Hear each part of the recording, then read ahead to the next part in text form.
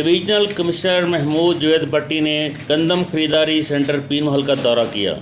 उनके साथ district food controller Chaudhary Tanveer, assistant commissioner revenue Mansoor Khan, assistant commissioner Pir Mahal Syed Jameel Haider, assistant food controller Shahbaz Chaudhary भी थे।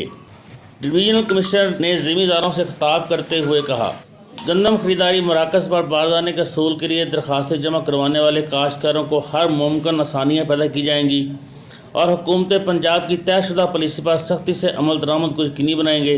सेंटरों पर किसानों के लिए दस्तयाब ज़रूरी सहूलतों का जायज़ा लेते हुए हदायत की कि तमाम तर इंतजाम फार रहने चाहिए।